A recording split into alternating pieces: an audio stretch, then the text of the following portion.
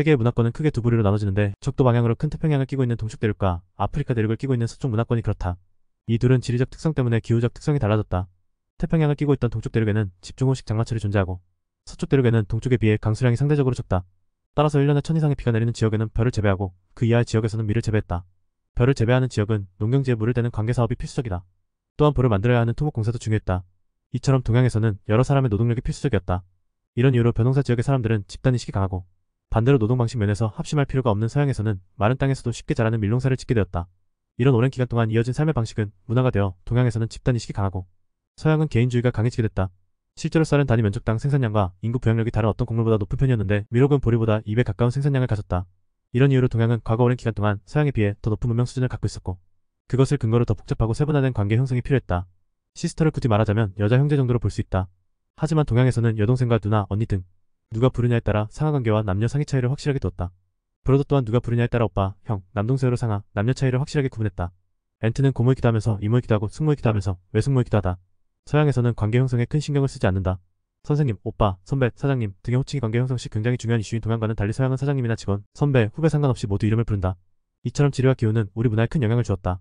이런 과정에서 인간관계는 당연히 동양에게 더 큰 이슈가 됐다. 아들러의 프로드 애들러는 모든 고민은 관계의 고통 속에서 오고 모든 기쁨 역시 인간관계를 통해 만들어진다고 했다.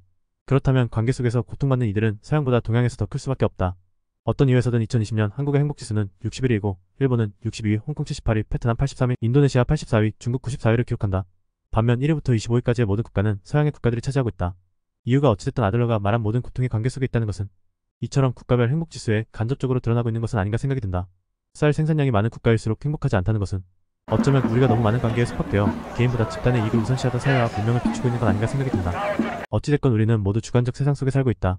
제주도 중심에 높게 솟아있는 한라산은 남쪽에서 보기엔 북쪽의 산이고 북쪽에서 보기엔 남쪽의 산이다. 서울에 있는 남산은 조선 왕조가 한양으로 천도한 1394년 이후 남쪽에 있는 목면산의 이름을 남산이라고 불렀으며 대한민국의 대부분의 국토에서 보기에 실제로 북산이나 다름없다. 또한 북한산의 이름 또한 한강 이북에 있어 북한산이 되었지만 남산과 북한산의 거리는 남북으로 10km밖에 차이 나질 않는다.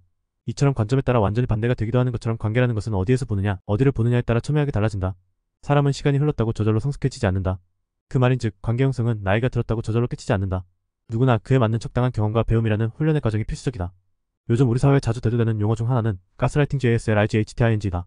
이는 타인의 심리나 상황을 교묘하게 조작해 그 사람이 스스로 의심하게 만듦으로써 타인에 대한 지배력을 강화하는 것을 말한다.